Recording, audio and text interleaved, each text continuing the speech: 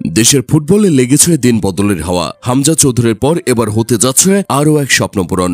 বাংলার লাল সবুজ জার্সিতে নিজের পায়ের জাদু দেখাতে আসছেন বাংলাদেশি বংশোদ্ভূত ক্যানাডিয়ান ফুটবলার সামিত সোম। হামজার পর যে কজন প্রবাসী ফুটবলারকে নিয়ে দেশের ফুটবল প্রেমীরা এতদিন স্বপ্ন বুনেছে, সামিত তাদের অন্যতম একজন। এর আগে কয়েকবার বাংলাদেশের জার্সিতে প্রতিনিধিত্ব করার প্রস্তাব পাঠানো হলেও তাতে সামিত ছিলেন নীরব। তবে হামজা চৌধুরীর আগমন বাংলাদেশের ফুটবলে যে নতুন মাত্রা যোগ করেছে তা মনে ধরেছে ২৭ বছর বয়সী এই প্রবাসী ফুটবলারের।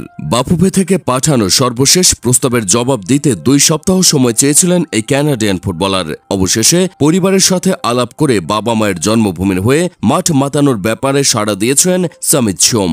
সামিতের বাবা ও মা দুজনের বাড়ি সিলেটের শ্রীমঙ্গল জেলায়। ১৯৮৯ সালে বাংলাদেশ ছেড়ে তারা কানাডায় পাড়ি জমান। ১৯৯৭ সালে কানাডার অ্যাডামটনে এই বাঙালি দম্পতির ঘরে জন্ম নেয় এই ফুটফুটের সন্তান। নাম রাখা হয় সামিত সোম। ছোটবেলা হতেই ফুটবলের প্রতি বিশেষ ঝোঁক ছিল সামিতের। ৫ বছর বয়স থেকেই তিনি ফুটবল নিয়ে মাঠে যাওয়া শুরু করেন। ৬ বছর বয়সে এডমন্টন সাউথওয়েস্ট ইউনাইটেড এফসিতে ফুটবলের হাতে খড়ি হয় তার। ২০০৩ থেকে ২০১৪ সাল পর্যন্ত এডমন্টন সাউথওয়েস্ট ইউনাইটেডের যুব দলে খেলেন সামিত সোম। ২০১৫ সালে যোগ দেন ক্লাবটির একাডেমিক প্রোগ্রামে। খেলাধুলার পাশাপাশি পড়াশোনার সমানতালে চালিয়েছেন এই প্রতিভাবান তরুণ। কানাডার কনকর্ডিয়া বিশ্ববিদ্যালয়ে পড়েছেন ইলেকট্রিক্যাল ইঞ্জিনিয়ারিংয়ে। ২০১৬ সালে পেশাদার ফুটবলার হিসেবে তার সঙ্গে চুক্তি করে এফসি এডমন্টন। ক্লাবটির হয়ে এক সিজন কানাডিয়ান প্রিমিয়ার লিগ মাতিয়ে চলে যান মেজর সকার লিগে। কানাডার প্রিমিয়ার লিগে বিভিন্ন ক্লাবের হয়ে খেলার পাশাপাশি কানাডা অনূর্ধ্ব-২০ ও অনূর্ধ্ব-২১ দলের হয়েও খেলেন সামিত সোম। ২০২০ সালে MLS এর ক্লাব এফটি মন্ট্রিয়েলের হয়ে খেলাবস্থায় তিনি ডাক পান কানাডার জাতীয় দলে। ২২ বছর বয়সে কানাডার জার্সিতে বার্বাডোজের বিপক্ষে তার অভিষেক হয়। সেই ম্যাচে বদলি হিসেবে নেমে খেলেন ৩৩ মিনিট। একই দলের বিপক্ষে খেলেন নিজের দ্বিতীয় আন্তর্জাতিক ম্যাচ। এরপর আর জাতীয় দলের হয়ে খেলা না হলেও নিয়মিতই খেলেছেন ক্লাব ফুটবল।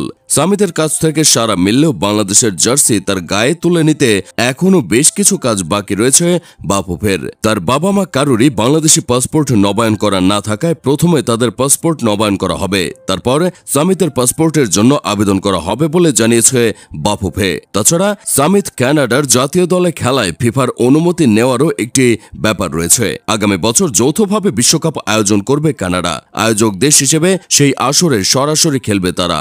আশা করা হচ্ছে ৫ বছর জাতীয় দলের বাইরে থাকায় সামিত সোমের জাতীয় দলে জায়গা পাওয়ার সম্ভাবনা খুবই কম। অর্থাৎ সামিতকে বাংলাদেশের করে নিতে খুব একটা সমস্যা হবে না বাফুফের। তাই সব প্রক্রিয়া দ্রুত সম্পন্ন করে এশিয়ান কাপের বাছাই পর্বের পরবর্তী ম্যাচের আগেই তাকে স্কোয়াডে পাওয়ার আশা করছে বাংলাদেশ ফুটবল ফেডারেশন।